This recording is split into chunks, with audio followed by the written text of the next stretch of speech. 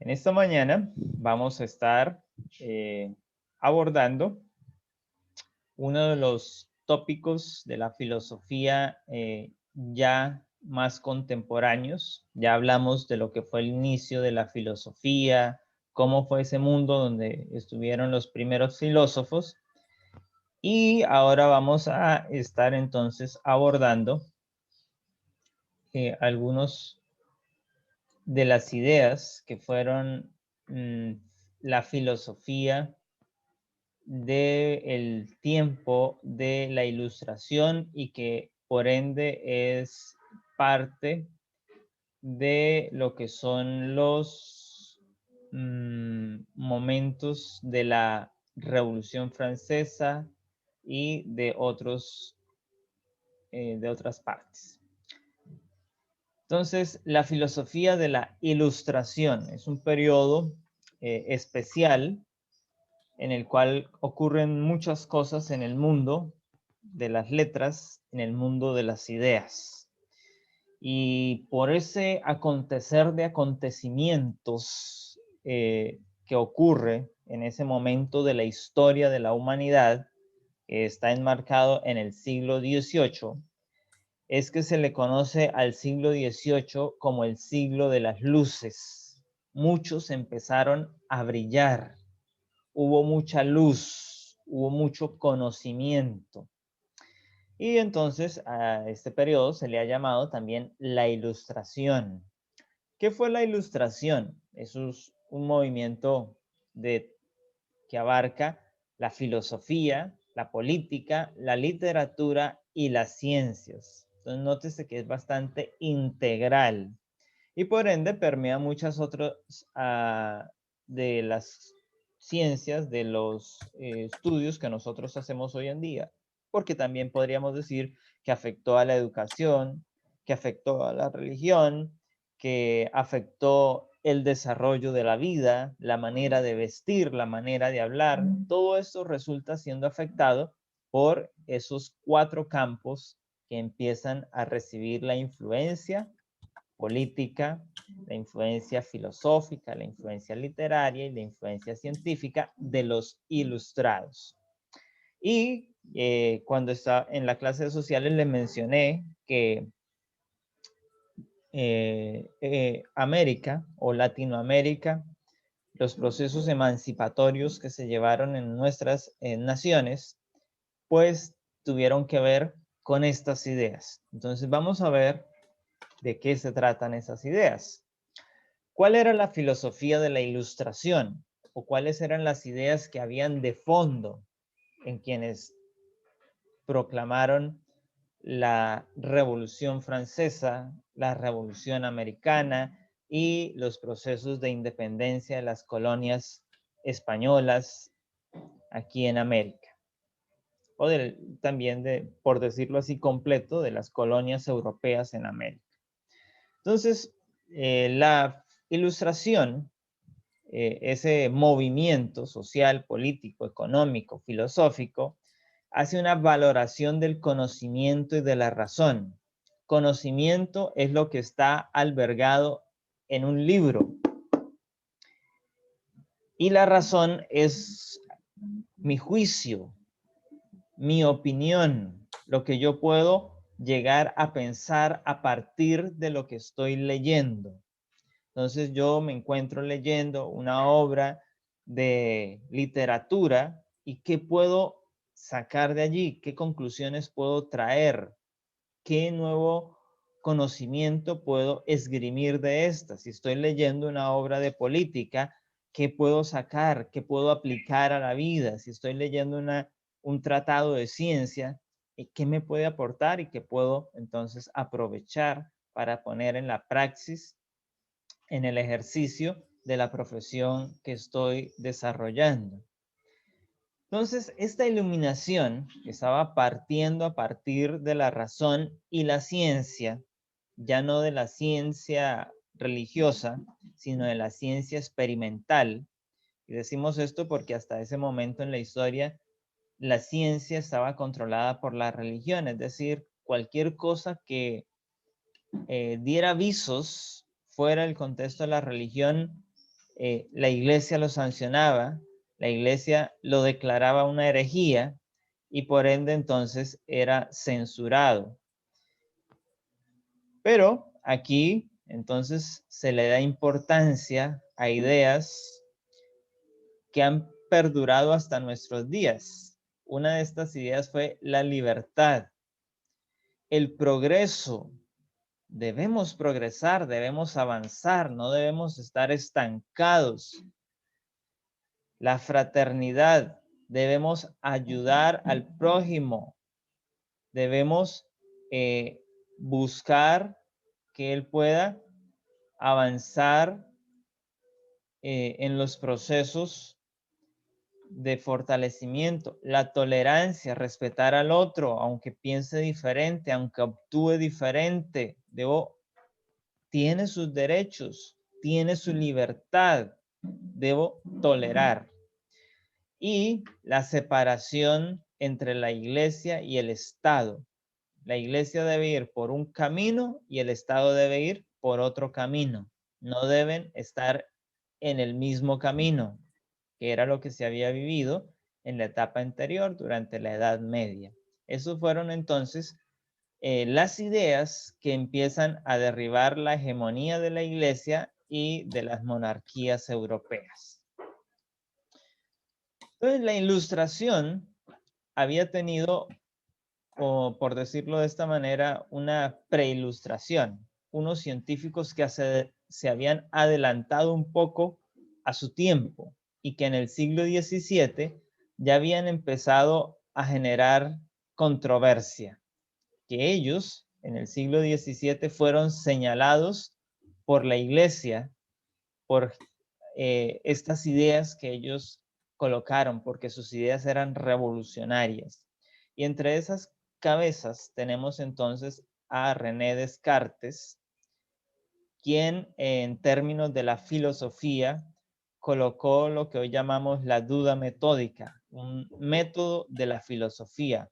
Hay que dudar de todo, cuestionarlo todo. No tenemos que tragar entero, nos dicen hoy en día, ¿no? Hay que preguntar por qué, para qué, de dónde, cómo, cuál es la intención, cuál es la razón. Y en el término de las ciencias, pues estaba Isaac Newton, uno de los más grandes científicos y que si lo vemos en ese contexto del siglo XVII, el más grande científico de todos los tiempos. Claro, hoy no es así porque ya han pasado otros siglos más y ya tenemos otras mentes brillantes en ese campo, como Einstein. Pero en ese momento Einstein no había existido, así que Sir Isaac Newton era la mente más brillante en el campo de las ciencias de toda la historia en ese momento. Estos dos hombres pues lideraron esas ideas primarias que fueron el caldo de cultivo de la Ilustración, o dicho de otra manera, fueron los maestros de los ilustrados.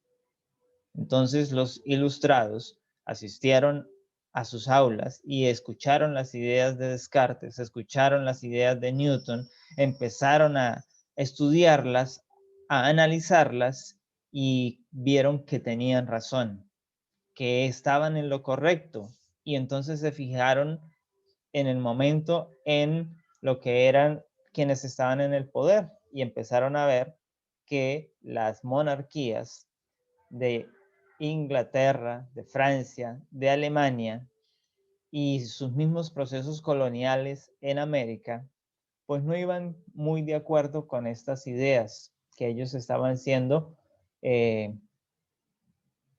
contrarios a la voluntad del mismo Dios. Así que ocurre entonces la Ilustración entre la segunda mitad del siglo XVII, año 1688, y el siglo XVIII, todo el siglo XVIII, que tenemos la Revolución Francesa, 1789, a finales de siglo. Todo eso es el periodo en el cual se da la Ilustración. Entonces, este movimiento intelectual tenía el objetivo declarado de disipar las tinieblas. Había que hacer salir el conocimiento Había que dar luz al pueblo, a las naciones, para que avanzaran en este conocimiento. Así que los pensadores de este periodo sostenían que el conocimiento humano debía combatir la ignorancia, la superstición y la tiranía. ¿Debía combatir qué cosa? La ignorancia, la superstición y la tiranía. El pueblo era oprimido porque no conocía ni la Biblia, no conocía de ciencia, no eran estudiados, no eran educados, así que estaban dados a la superstición de quienes los orientaban espiritualmente y estaban gobernados por una tiranía liderada por la iglesia y por el rey. Entonces, ahí están esos eventos que ponen de manifiesto. Por eso es tan importante este periodo. Además de ellos, también tenían otros campos. Desde el campo de la ciencia también estaba Blaise Pascal, otro físico muy importante, que pues hoy tomamos leche pasteurizada, leche en bolsa, gracias al método que él desarrolló para la pasteurización. Entre otros procesos que él logró desarrollar estaba Galileo Galilei, que gracias al telescopio logró demostrar que la Tierra no era el centro del universo, sino que estaba en otro contexto, y esto fue un gran revés para la Iglesia católica, para la Iglesia cristiana del momento, porque aseguraban que la tierra era el centro de la creación, el centro del universo, por ende, y que todo giraba en torno a ella. Pero cuando Galileo demuestra lo contrario, pues hay un enfrentamiento. Los filósofos de este periodo, Gottfried Leibniz, entre ellos, desarrolla también otras ideas que permiten entonces a la razón ir tomando ese lugar que conocemos hoy en día en la filosofía. Entonces, el hombre de aquel momento se plantea nuevos interrogantes, que empieza a analizar, a razonar, a pensar, y desprecia todo lo que tenía que ver con su pasado, con las viejas creencias.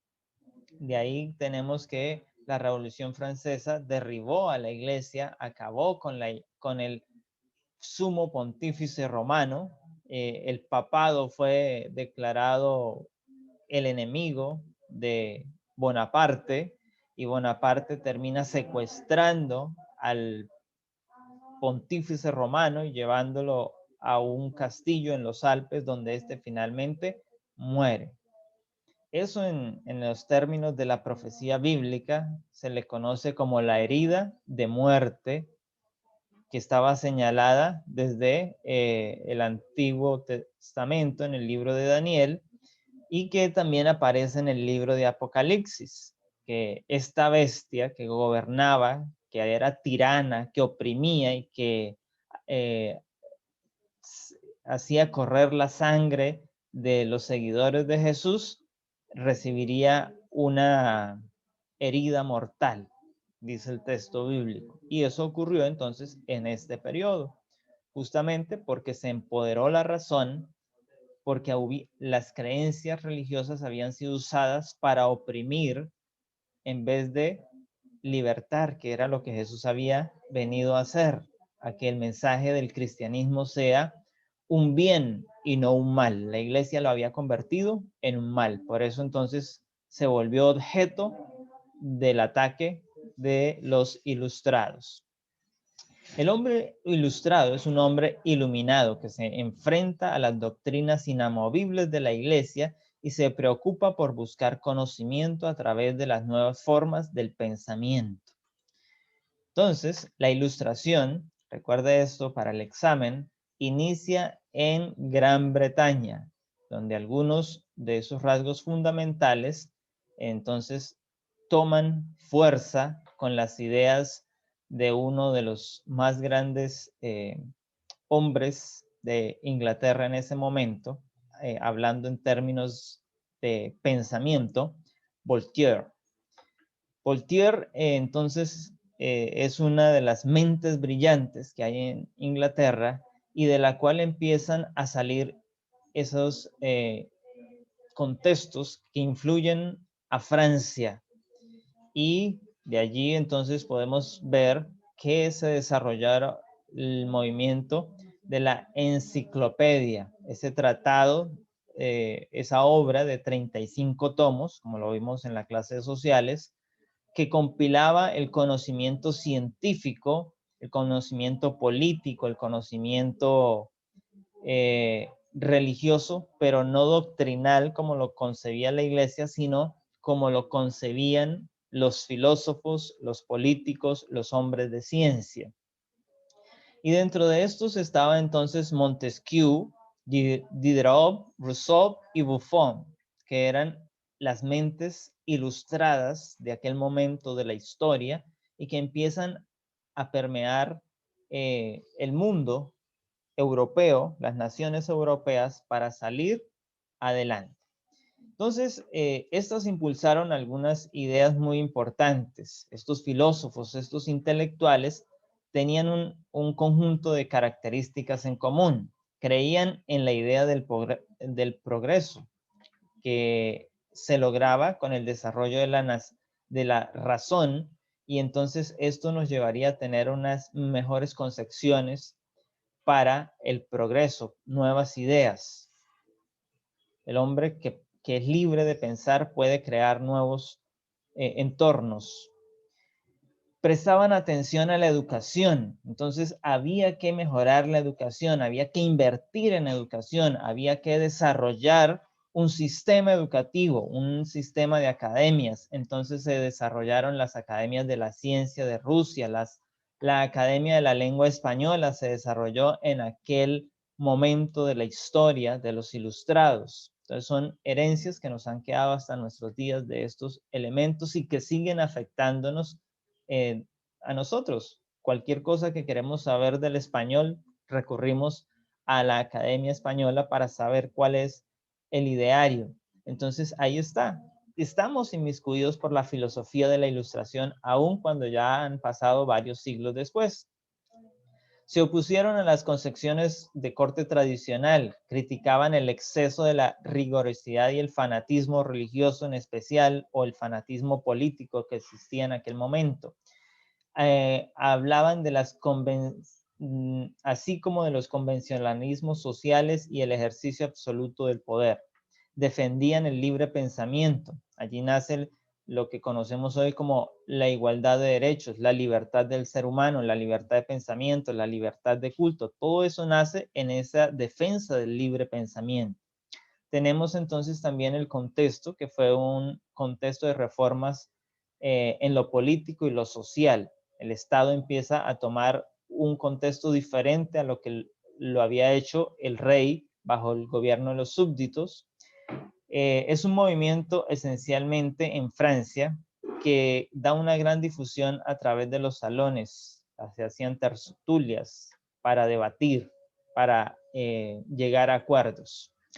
Entonces, este movimiento empieza a correr por todo el continente europeo. Inició aquí, se trasladó a Francia, y en Francia, con la revolución, eso se expandió rápidamente por todos estos otros países. Aquí entonces dice que viajó a Países Bajos, Italia, Polonia, Rusia, Suecia, como se les conocen hoy. En aquel momento, ustedes ven en este mapa, se llamaban el Imperio Ruso, el Imperio de Prusia, el Imperio Habsburgo, el Estado de la Iglesia.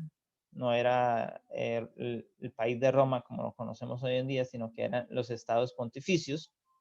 El Reino de Francia, el Reino de España, el Reino de Portugal, acá. Entonces ahí vemos. El pensamiento ilustrado se puede resumir en estos contextos.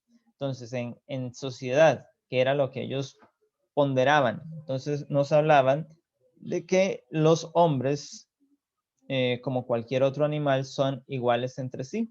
Entonces, todos eran iguales, no había uno que estuviese más arriba. No es que porque fuese el líder de la iglesia era un superhombre, un superdios.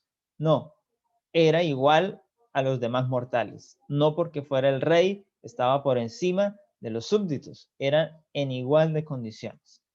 Entonces, en el término político, el gobierno es una sociedad. Debemos tomar en cuenta a todos los ciudadanos para ejercer el gobierno. Hay que consultarlos, hay que crear una separación de poderes. Hoy hablamos de la rama judicial, la rama ejecutiva y la rama legislativa. Eso nació aquí, en la Ilustración, por la influencia de los filósofos en el campo político. En la religión, entonces ya dijimos, el clero empieza a derrumbarse, aparecen otros contextos en la religión como el deísmo y también el panteísmo.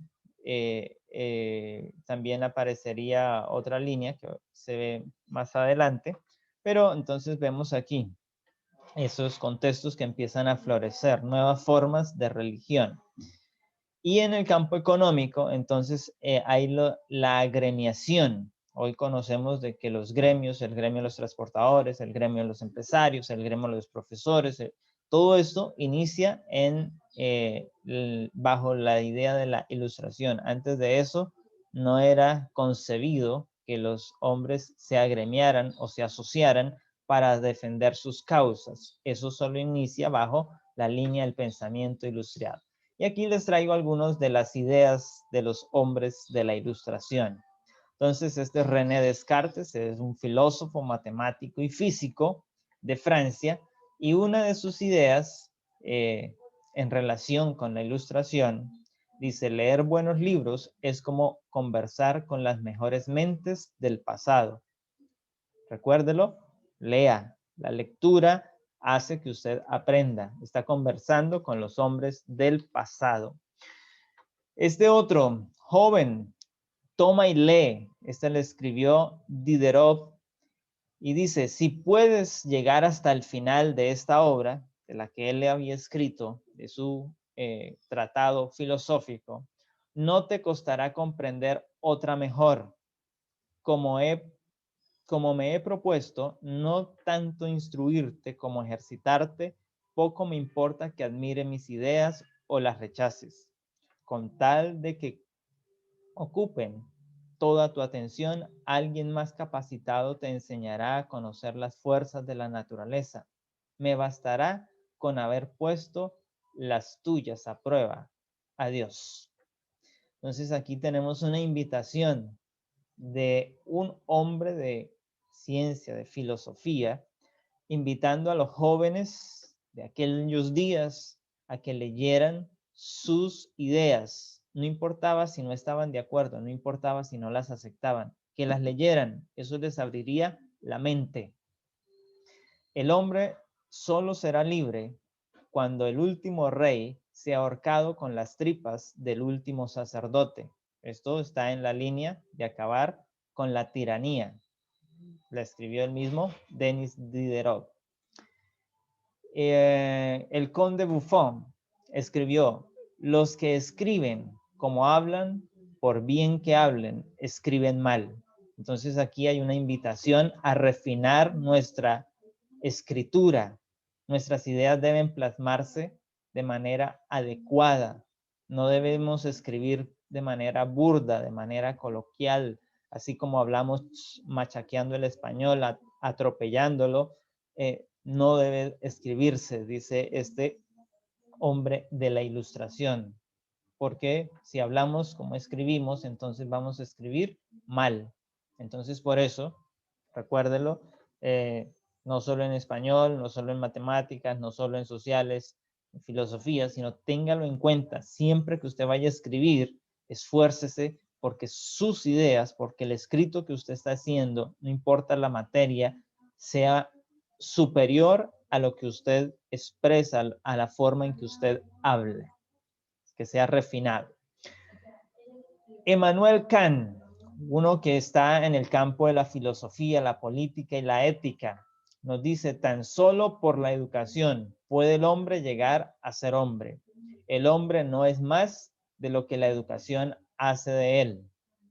Y en este campo, entonces, aprovechamos para decirle a usted, esfuércese a aprender, aproveche el espacio. No es que mientras está en la clase y como los profesores no pueden verlo mientras le hablan de los temas, entonces usted apaga la cámara y allí detrás hasta se coloca a dormir o se pone a jugar a través del celular.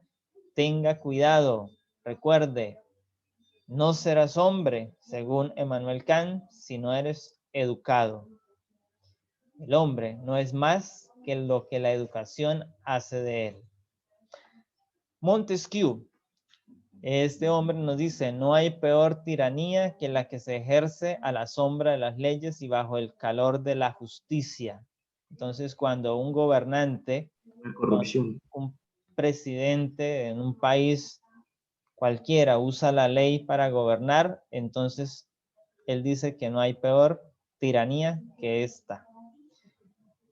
Rousseau, escribiendo acerca de la educación, entonces nos dice que la educación es muy importante porque tiene la virtud y tiene de formar a los hombres y a través de ello podemos hacerlos generosos, fieles, felices o malvados. Entonces eso dependerá del sistema educativo, que un hombre sea generoso, es decir, que entienda a los demás, que comprenda el dolor ajeno, que ahora en medio de esta circunstancia de pandemia, que si estuvieran en el gobierno, en esos puestos de poder, ayudaran con los dineros de los impuestos a que los menos favorecidos tengan por lo menos cómo sobrevivir, cómo solventar esta crisis que vive el país. Las empresas recibirían esos apoyos. Eso iría si quienes fueron educados hubieran desarrollado esas virtudes.